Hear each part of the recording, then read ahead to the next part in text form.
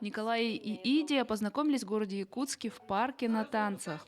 Николай сразу заприметил просто одетую девушку, которая выделялась на фоне остальных. Я стою даже и наблюдаю. Хочу пригласить, один парень достал, да достал. Ее приглашает-то приглашает. Я смотрел, потом, видимо, она что-то там, разговор, встала да ушла. Я и за ней. И она, мы пошли по проспекту, она впереди идет, я сзади иду.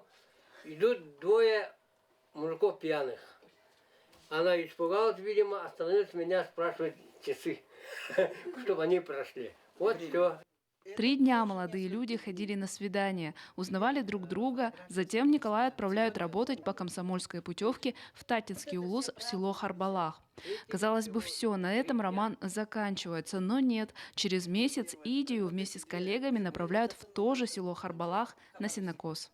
И главврач вызывает меня и говорит, некого отправлять, там старые, семейные, а вы как раз молодые, то да сё, давайте на сенокос. А куда?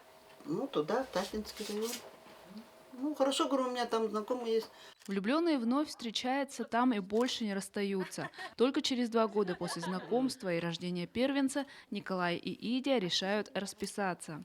Живут они в то время на родине девушки, селе Эльчикян Усть-Майского района. Через 2 дня после того, как они стали законными супругами, у них рождается второй ребенок. Всего Соколовы произвели на свет 5 детей. В 1974 году переехали в село Булгуняхтах, работали в совхозе. Николай водитель, Идия работала поваром, сторожем, посудницей. Сейчас оба на заслуженном отдыхе, активно путешествуют по республике и за ее пределами.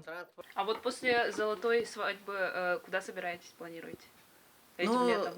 до Нюрнберга, наверное, машиной, а там, наверное, поездом опять поедем.